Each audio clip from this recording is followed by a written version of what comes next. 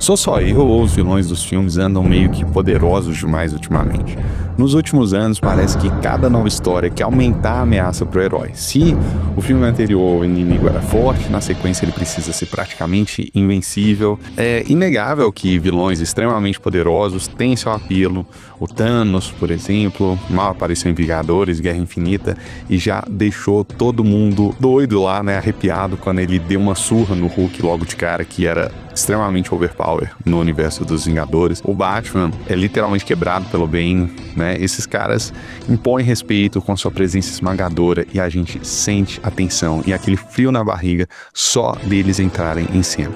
Eles são fortes, inteligentes, sempre estão um passo à frente do herói e justamente por isso criam um clima de ameaça constante. Mas será que essa fórmula não tá ficando meio repetitiva? Depois de tantos filmes de super-heróis e ação, já esperamos que o vilão da vez seja o mais forte de todos, quase invulnerável ou genial até o absurdo. Toda a trama tenta superar a anterior, com um inimigo maior, mais cruel, mais esperto, e isso cansa. Porque quando todo vilão é um titã imbatível, essas situações perdem um pouco ou muito do impacto, já que a gente sabe que no final o herói milagrosamente vai superar o cara mais forte do universo. Então talvez seja a hora da gente olhar para outro tipo de antagonista, um tipo que anda meio esquecido, mas pode ser muito mais interessante, que é o vilão encurralado. Esse é o cara que tá um passo atrás do herói, que se vê acuado e começa a agir de forma frenética e agressiva, porque seu plano, de repente, foi por água abaixo. Diferente do gênio do crime onipotente, o poder real desse vilão surge mesmo quando ele tá contra a parede. Em 007, Cassino Royale, o Latif é apresentado como um banqueiro brilhante prestes a lucrar milhões financiando um ataque terrorista a uma grande empresa aérea. Tem tudo planejado, frieza de sobra e nenhum escrúpulo. Em Gladiador, Commodus realiza seu grande desejo logo no início do filme e assassina seu próprio pai, o imperador Marco Aurélio, e toma o trono de Roma para si. Ele começa a história no topo do mundo, vestindo a armadura de César e disposto a conquistar o amor do povo com jogos e espetáculos. Até aqui, esses vilões não parecem muito diferentes de qualquer outro. Cada um tem um grande objetivo e meios para alcançá-lo, mas repare em algo importante. Nenhum desses planos iniciais envolve o herói. Latif não está fazendo o que ele está fazendo por causa do James Bond. Na verdade, ele preferia nem saber da existência do 007. O Commodus não toma o poder pensando em Maximus. Ele até acha que Maximus morreu. Ou seja, no começo da história, o herói é irrelevante para o vilão. Não tem vingança pessoal, nem foi você que me criou. Diferente do que acontece em vários outros filmes, como em Pantera Negra, o Homem de Ferro 2, por exemplo, que os vilões literalmente falam isso. Esses vilões que eu tô falando aqui, eles tocariam os planos dele, mesmo que o herói nem existisse.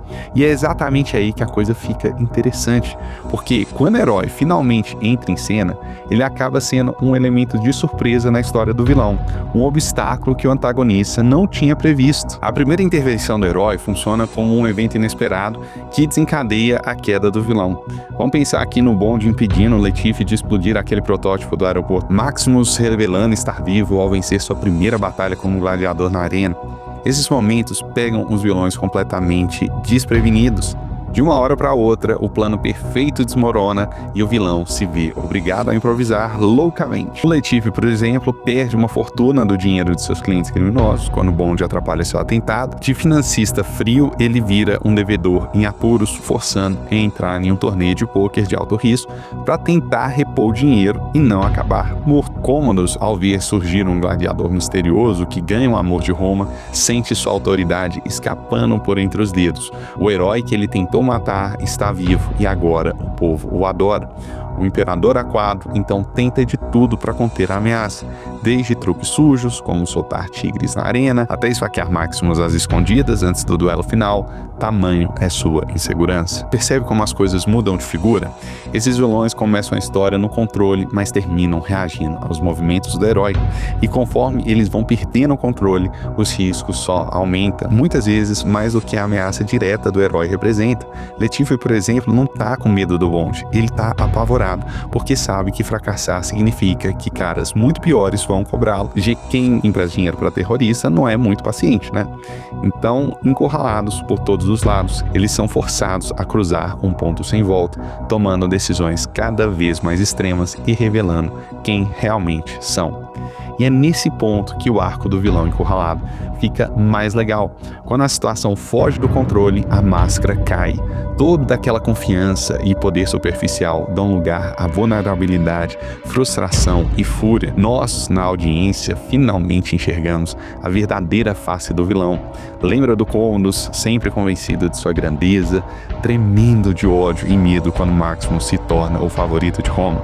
Até o impassível Letife, que achávamos ser só frieza, mostra o desespero nos olhos, literalmente chorando sangue, quando está prestes a morrer. Essa vulnerabilidade faz o confronto final entre o herói e o vilão ficar muito mais íntimo e emocional. Não é mais só um herói enfrentando um monstro inalcançável.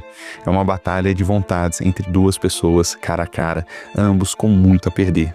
Em Gladiador, por exemplo, o duelo final não é grandioso por efeitos especiais. Ele é poderoso porque carrega todo o peso emocional de Maximus, enfrentando um homem que matou sua família, e de Commodus encurralado, tentando desesperadamente manter o poder e o seu orgulho. Em Cassino Royale, o embate entre Bond e Letife atinge o auge, não numa perseguição de carros, mas numa cena de tortura numa sala fechada, cru, próximos, quase insuportável, de tão pessoal. Nessa hora, vemos o herói vulnerável, mas também o vilão, tremendo de medo pelo próprio destino. Ambos estão com a vida em jogo, e isso é o que nos prende totalmente. Vilões superpoderosos ainda têm seu lugar. Quem não gosta de um bom embate épico contra um inimigo assustador, não é mesmo? Eles rendem cenas de ação incríveis e aquele medo imediato pelo herói. Mas os vilões encurralados oferecem algo diferente. Eles trazem profundidade para a trama porque permitem explorar o lado humano do mal. Quando um vilão sangra, sente medo ou falha, nós ganhamos uma história mais rica e imprevisível. Esse tipo de antagonista se transforma ao longo do filme, começa no topo e termina no fundo do poço.